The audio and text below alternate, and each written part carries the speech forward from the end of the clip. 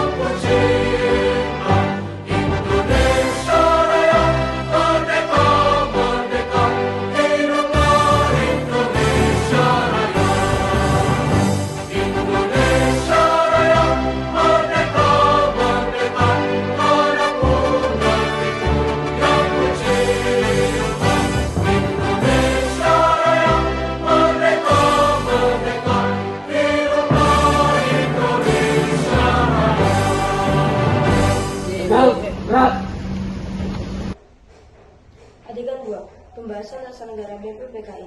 Gedung Polsek 1 Juni 1945. Pagi itu, suasana sidang BPPKI sangat riuh.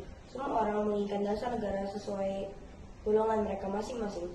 Mereka duduk secara berkelompok menurut agama dan kepercayaan mereka masing-masing. Saudara-saudara sekalian, sebagaimana yang kita ketahui bahwa negara kita mayoritasnya adalah umat muslim, maka sepantasnya kita mendasarkan syariat Islam. Saya setuju. Syariat Islam. Allahu Akbar. Allahu Akbar. Tidak seperti itu. Selama 3 hari sudah banyak yang berbicara dari kita, tapi belum ada yang bisa menjawab pertanyaan dari saudara Ketua Dr. Latifan. Apa dasar negara kita? Maka izinkan saya untuk menyampaikan kepada saudara sekalian apa dasar negara kita. Ada 5 asas. 1. Kebangsaan. Tentu saudara sekalian sepakat bahwa negara ini dibangun untuk semua ayat dari ujung Aceh sampai Irian. Maka kita harus membuat satu negara kebangsaan Indonesia. Saya minta maaf saudara Ki Bagus Hadikusumo dan saudara-saudara Islam lainnya. Maafkanlah saya memakai perkataan kebangsaan ini. Saya pun juga Islam. Bung Karno kemudian menyampaikan pidatonya yang berjudul Lahirnya Pancasila yang mencakup 1. Kebangsaan Indonesia, 2. Internasionalisme atau pre-kemanusiaan, 3. Mufakat atau demokrasi, 4. Kesejahteraan sosial, 5. Ketuhanan yang Maha Esa. Atas pertimbangan dari seorang kawan ahli bahasa, maka saya namai 5 dasar negara ini dengan nama Pancasila.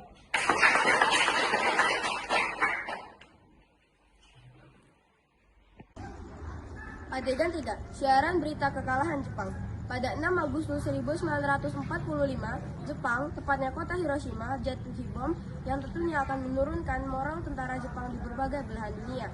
Sehari kemudian, BPUPKI berganti nama menjadi PPKI. Pada 9 Agustus 1945, Jepang kembali dijatuhi bom di kota Nagasaki yang mengakibatkan Jepang menyerah pada Amerika dan sekutunya. Soekarno, Hatta selaku pimpinan PPKI dan Regimen Widyoningrat sebagai mantan ketua BPUPKI diterbangkan ke Dalat, Vietnam.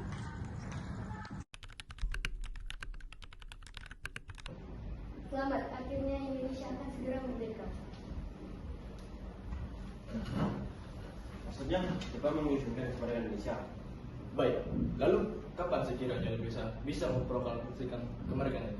Baik, secepatnya. Jepang menginginkan kemerdekaan Indonesia tanggal 24 Agustus. Siap, kami laksanakan dan mempersiapkan sebaik-baiknya. Terima kasih. Sementara itu di Indonesia, Sultan Syahrir dengan radionya mendengarkan secara seksama tentang berita kekalahan Jepang dari siaran BBC. Setelah Soekarno pulang dari Dalat, ia segera menghampiri rumah beliau. Bu, kita harus segera melaksanakan proklamasi kemerdekaan. Jepang sudah mulai telah, apalagi yang ditunggu? Tidak secepat itu. Saya menginginkan kemerdekaan yang bersih dari pertumpahan darah. Mari kita membahasnya di PPKI. Tapi itu kemudian Jepang, BPKI itu ke Jepang. Tidak semudah itu. Kita harus memikirkan dengan sebaik-baiknya kemerdekaan kita ini. Tidak boleh gegabah. Saya mendengarnya sedih berita itu dari radio BBC. Saya tetap pada pendirian saya. Adegan 4. Perbedaan pendapat golongan muda dan tua. Setelah berunding dengan Soekarno-Hatta dan tidak mendapatkan apa yang ia inginkan, Sultan Syahrir segera mengumpulkan golongan muda di area Menteng Raya untuk diajak berunding. Syahrir, bagaimana sayang? Apakah kau ada mendiskusi? Siap, mereka tidak setuju dengan keinginan kita. Bagaimana mungkin, padahal ini merupakan bangsa. Kalau tidak segera memproklamasikan kemerdekaan, bisa jadi Jepang mengambil alih kekuasaan. Kita tidak percaya pada Nippon Lecik itu. Mari segera membahasnya dengan pemuda lain. Mereka kemudian menindaklanjuti perbedaan pendapat antara golongan muda dan tua. Chairul Saleh sebagai sang pemimpin mengadakan pertemuan golongan muda di Lembaga Bakteriologi, Jalan Pegangsaan Timur, 17, Jakarta. Kawan-kawan semua, kita harus menegaskan bahwa adanya proklamasi kemerdekaan dan sampai tertunda-tunda. Menurut berita Syahrir, Bung Karno dan Hatta tidak ingin terburu-buru karena mereka sudah mengadakan kesepakatan dengan Jepang bahwa Marsikal Terauchi akan memberikan kemerdekaan pada 24 Agustus. Terlalu Pak, kemerdekaan sesungguhnya karena ada rakyat. Kita tidak bisa menunggu mereka memberi janji kemerdekaan. Jelas, kita harus memaksa golongan tua untuk segera memproklamirkan kemerdekaan. Bagaimana caranya? Golongan muda masih tidak puas dengan keinginan Soekarno. Mereka mengutus kembali utusan untuk berdiskusi sampai kedua kalinya. Oleh karena itu, mereka mengadakan pertemuan kembali yang mendiskusikan bahwa akan membawa Soekarno-Hatta ke Rengas Dengklok. Golongan tua tidak mungkin menyetujui keputusan kita. Maka kita harus menculik Bung Karno dan Hatta di tempat di mana Jepang tidak bisa mempengaruhi keputusan mereka. Bagaimana kita membawa mereka ke Rengas Dengklok berada 15 km ke arah Jakarta Cirebon?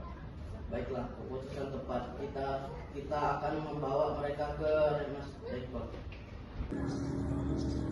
Adegan 5. Peristiwa Rengas Dengklok. 16 Agustus 1945, pukul 4 waktu Indonesia Barat. Dilakukan penculikan terhadap Soekarno-Hatta dari rumah mereka masing-masing.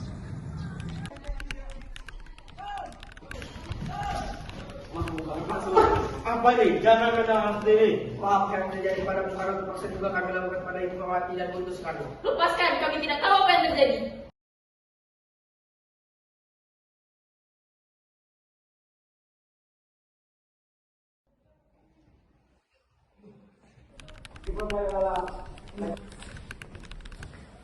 Kenapa? Kenapa kalian bertanya kepada kami? Apa salah kami? Tolong lepaskan. Sudah diam, kami akan menjelaskan nanti. Golongan muda kemudian mengawal mereka ke Rengas Dengklok. Sesampainya di Rengas Dengklok, mereka dilepaskan dan perdebatan kembali dimulai.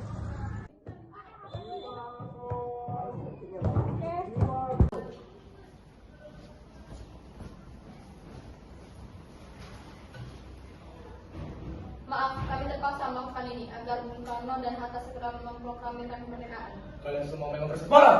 Sudah berkali Bung Karno untuk mengatakan untuk berhati-hati dalam situasi ini. Kami benar mengetahui rasa memberita kekalahan Jepang atas sekutu. Meskipun mereka kalah, mereka masih punya senjata. Aku tidak mau ada perkembangan kembali. Meskipun sudah dibawa ke Rengas Dengklok, Soekarno-Hatta masih ada dalam pendirian mereka. Golongan muda kemudian mengirim Yusuf Kunto untuk menyampaikan situasi ini kepada pemuda di Jakarta. Apakah saudara tahu di mana Soekarno-Hatta? Maaf, tidak tahu, Bu. Katakan padaku, di mana mereka? Aku akan menjamin keselamatan mereka dan juga memberikan jaminan kepada kalian bahwa proklamasi kemerdekaan akan dilaksanakan 17 Agustus selama lambatnya pukul 12. Baiklah, kami akan mengantarkan tempat. Mari saya antar ke Rengas Dengklok. Datanglah Ahmad Subarjo ke Rengas Dengklok untuk menjemput Soekarno-Hatta untuk kembali ke Jakarta untuk membahas penyusunan teks proklamasi. Adegan 7. Pembahasan teks proklamasi. Perumusan teks proklamasi tadinya ingin dilaksanakan di Hotel Des India pada 16 Agustus 1945. Sampai pada pukul 23 waktu Indonesia Barat, pihak hotel tidak mengizinkan adanya kegiatan setelah jam tersebut. Kemudian, Ahmad Subarjo menyarankan mereka pergi ke kediaman Laksamana Maeda. Ternyata kalian, silahkan masuk, saya tidak akan ikut campur, saya akan pergi. Sebelumnya kami sangat berterima kasih kepada Maeda mengizinkan rumah ini menjadi tempat lindungan kami. Ya, terima kasih.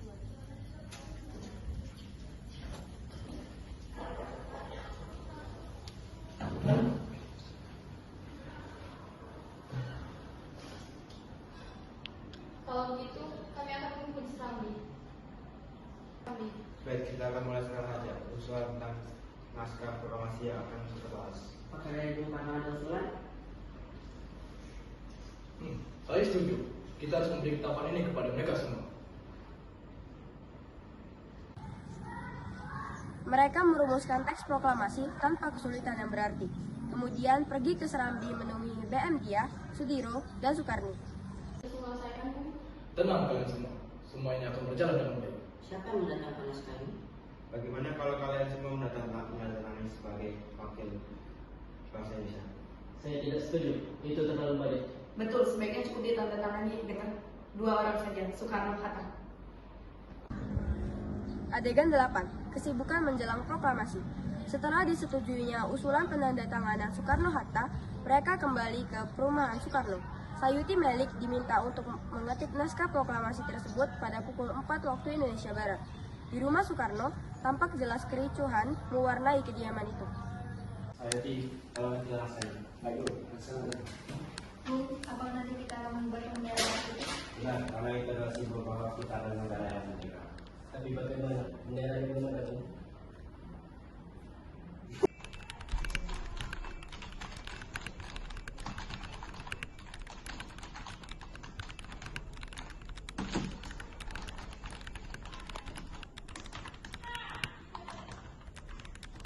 Mendengar teriakan bahwa bendera belum ada, Ibu Fatmawati bergegas kembali ke kamarnya untuk mencari bendera yang ia buat saat Guntur masih dalam kandungan, tepatnya 1,5 tahun yang lalu. Bendera itu kemudian diberikan kepada salah seorang yang hadir di depan kamar tidur.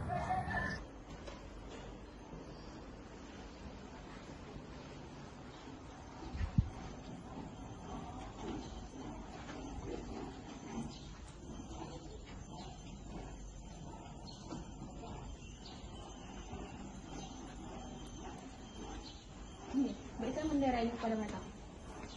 Sudah ada benderanya. Baguslah. Baik, kalau begitu aku dan nanti Pak Menteri yang memilih. Kemudian mereka melakukan perundingan untuk pembacaan teks proklamasi. Akhirnya diputuskan tempat pembacaan teks proklamasi yakni akan dilaksanakan di rumah Insinyur Soekarno di Jalan Pengengsaan Timur 56, Jakarta. Karena saya sudah memberitahu kepada rakyat untuk mendatangi pembukaan teks proklamasi di lapangan Ikada. Saya tidak setuju dalam kalau dilakukan dilaksanakan. Mengapa, Bu? Saya takut ada perbentukan antara rakyat dan militer Jepang. Bagaimana kau membacakan dengan saya? Ada yang bisa melakukan suara. Baik, Bu, saya akan memberitahu informasi ini kembali kepada rakyat. Secara ajaib, berita itu langsung tersebar ke seluruh penjuru kota. Rakyat dengan antusias segera mendatangi rumah kediaman Insinyur Soekarno. Adegan 9. Pembacaan teks proklamasi. Persiapan yang menyeluruh dan teliti telah dilakukan. Para tokoh dan pelopor telah hadir termasuk Wali Kota Jakarta, Suwiryo. Hanya Muhammad Hatta saja yang belum ada di sana. Dr. Muwardi mendatangi Soekarno di kamarnya dan mengingatkan bahwa matahari sudah semakin tinggi.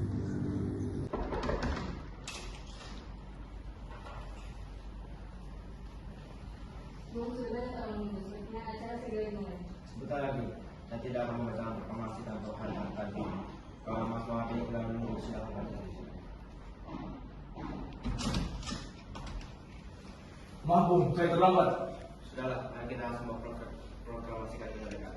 Ya Pak, Timothy tolong diberikan kepada ini. Laksanakan Bung, saya akan memberikan kesempatan hebat ini kepada anak didik saya.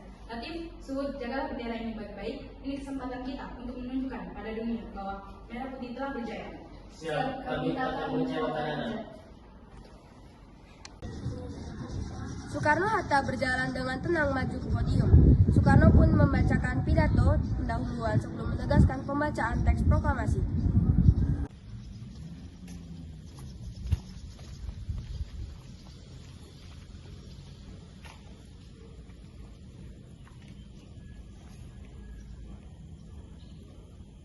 Saudara-saudara sekalian, yang saya minta untuk saudara di sini untuk menyaksikan peristiwa yang maha penting dalam sejarah bangsa ini. Berpuluh-puluh tahun kita berjuang dengan darah dan air mata demi kemerdekaan bangsa. Bahkan mungkin beratus tahun kita hidup dalam masa penjajahan yang menyedihkan. Gelombang aksi kita dalam meraih kemerdekaan banyak tentangnya. Namun jiwa kita masih mengarah kepada cita-cita. Bahkan di zaman Jepang ini usaha kita untuk mendekati hati-hatinya. Maka hakikatnya kita harus tetap di atas kaki sendiri. Kita harus menyusun kemerdekaan sendiri. Sekarang tibalah saatnya kita benar-benar memegang kendali atas bangsa kita. Maka kami tadi malam telah mengadakan musyawarah dengan tokoh dari seluruh Indonesia sehingga sekarang saatnya kita menyatakan bulatan tekad. Mari dengarkan proklamasi kami. Proklamasi. Kami bangsa Indonesia dengan ingin menyatakan kemerdekaan Indonesia. Hal yang mengenai pemindahan kekuasaan dan lain-lain diselenggarakan dengan cara bersama dengan singkat-singkatnya. Jakarta, hari 17 bulan 8 tahun depan atas nama bangsa Indonesia. Kemudian dikibarkanlah sang bendera merah putih diiringi lagu Indonesia Raya. Hadirin turut menyanyikan lagu kebangsaan Indonesia tersebut.